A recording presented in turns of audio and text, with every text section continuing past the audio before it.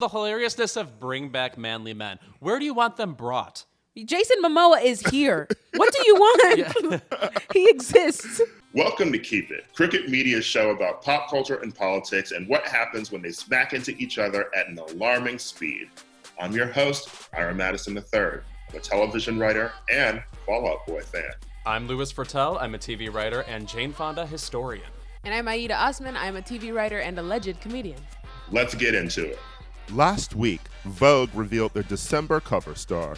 Per usual, it was a hot young star in a beautiful dress. The only reason we have to talk about this is because it was a man, Harry Styles, the first man to grace the cover of Vogue solo. And of course, that bitch, Candace Owens, pulled the hot comb out of her hair and hopped online to voice her comments on the cover. And also Ben Shapiro, truly a Team Rocket of the internet. Right.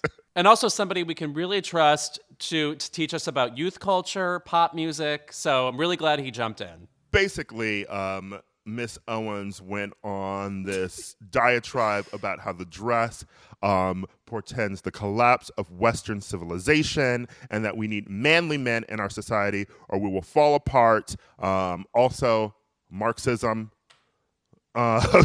She tweeted, "There is no society that can survive without strong men. The East knows this. In the West, the steady feminization of our men at the same time that Marxism is being taught to our children is not a coincidence. It is an outright attack. Bring back manly men."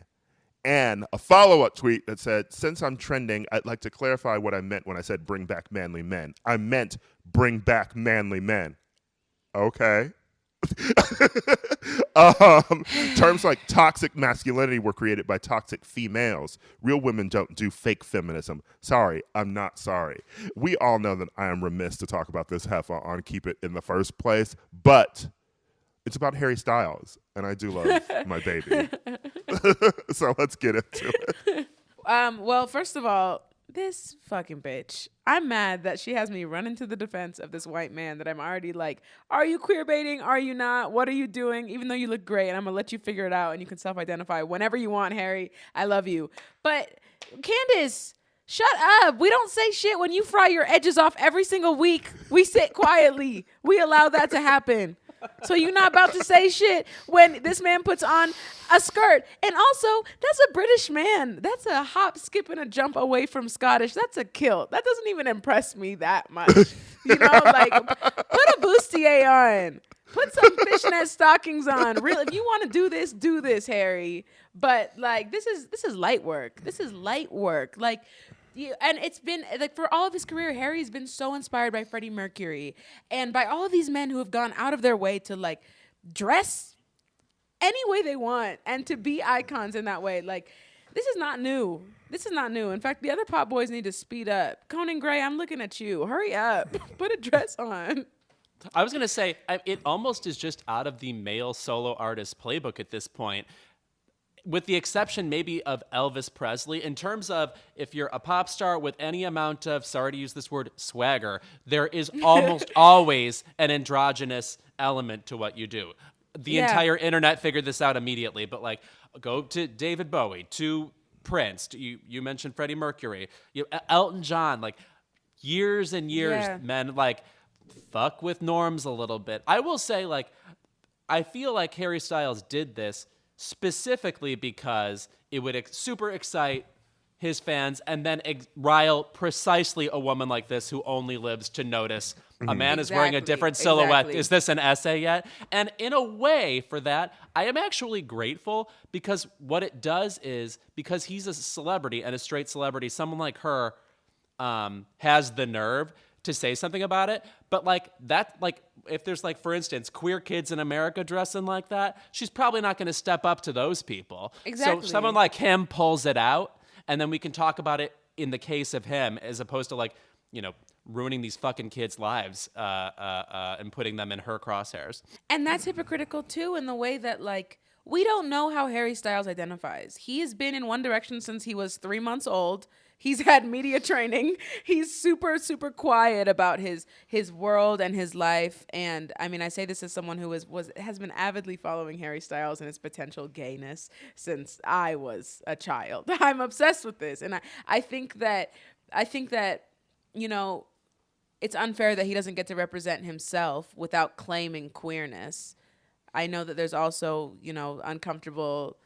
Maybe he's trying to get attention. Maybe he's trying to use the queer image right now for success. But he's like 26 or something. Let's let baby figure that out in the next few years. And also, by the way, it's just fucking fabric. Like, whatever. Yeah. Like, you may wear, you know, It's a piece of frilly fabric. things and enjoy it. Yeah. Kanye wears shirts that are so long they're dresses, and nobody says anything. Like, He had a kilt phase too. he did. It You was know? like, you know, it was tan, And- but Also, it says something that Miss Candace Owens didn't have anything to say about Young Thug in his dress phase. Maybe it just shows that she don't know what's going on in black culture. No, that's another thing. Is she's not paying attention. She's Or not paying attention. Also, the hilariousness of bring back manly men. Where do you want them brought? Jason Momoa is here. What do you want? He exists. Joe Manganiello is here, Truly. okay? We And have playing Dungeons and Dragons, okay? we have We all have Trevante our- Rhodes. You know, there are plenty of manly Come on. men. People who always say bring back manly men just like sound so pressed. And it's like, girl, talk to your husband. Right, are you not getting laid? What is the You're actual issue here? projecting. Yeah. Go play the Lone Ranger with him, okay? How about that? I think we should bring back swashbuckling men. Give me a man with a long sword and like a rakish goatee who's like hitting me with his cutlass aboard a pirate ship. This You is know, what give me- this is what Meg Thee Stallion meant when she wrote Captain Hook. She wasn't talking See? about that. She was talking about bring back the pirates. On a side note, I do want to say that I have recently been like turning on to Mr. Styles. You know, I've enjoyed the music. I like the beat. I think that he has been really entertaining. You know, I love Watermelon Sugar. I love the video for Golden. You know, so he's truly, really doing it post One Direction in a way that I was. The other girls aren't. You Niall know, who? Zayn who? Where'd they go? I was very much Zayn Hive. I was very much Liam. You know, they were releasing like hip hop adjacent bops. But Liam just went from like dad energy to like, I'm gonna fuck you on the dance floor. It's like, no, you're not, sir. No, you're not. I will say, I feel like Harry Styles is somebody who I'm constantly reading profiles about why I should find him very cool. And I'm not saying he's not, but he's not a really gregarious celebrity. Like he's not like, for instance, a Keke Palmer whose personality is extremely apparent to me immediately. So I always feel like I'm being sold on him as a cool person. I'm like, Exactly. I understand he has like rad 70s teen girl hair, which I support. But beyond that, you know, it's like whatever. Resemble Christy McNichol, you know, that's my bag. But I feel like the skirt thing might be another indicator. Like, I'm supposed to find you cool again. Are you cool? I'm ready to believe it. I just don't know that I'm there yet. well, you know, Harry has this sort of energy that feels like he is being sold to us by like a Hedda Hopper, Luella Parsons. You know, it is very much throwback celebrity in that we don't really know that much about him. Maybe if I dug in the Tumblr, I could see what the fans are really saying about him. But, you know, he came up in One Direction, this huge, huge global boy band. And then they all split to sort of like have to make their own personalities. And Harry's, you know, seems to be, you know, experimenting with his sexuality and, you know, sort of going in this British like Bowie pop sort of phase, and I like his music a lot. I would not say his music stays with me as much as I would want it to be completely obsessed, but I really do love a handful of Harry songs, and I'm loving his videos, and I'm loving basically what he's delivering, and so I continue to grow as a Harry Styles fan, but I do agree that he's really not present in the way that some celebrities are, you know? Like, I can't think of funny interviews with him. There's always profiles, like in this one, he talks about like being a pescatarian, he talks about Pilates, etc., you know, but I'm not really like connecting with him as like a celebrity who I'm like following, you know, and like know their personality, and they feel like larger than life. It feels like very golden age of Hollywood, where, you know, they're telling you who this person is and why you are obsessed with him. I do think, though, that he seems universally adored by the people around him. He seems, yes, you know, like I'm not reading any like he has a fucked up personality or he's cocky or whatever. So I appreciate that. I'm on the tarmac towards taking off into fandom.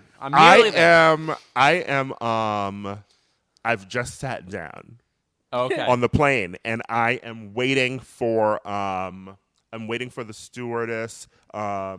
What magazine do you have? EW? Yes.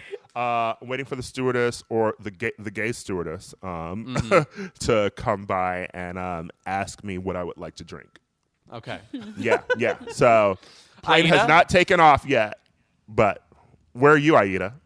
I am in line at the bathroom stealing people's peanuts that they left on their chairs. I've been here for a long time. I'm comfortable, girl. Okay. This is my home. This is my home.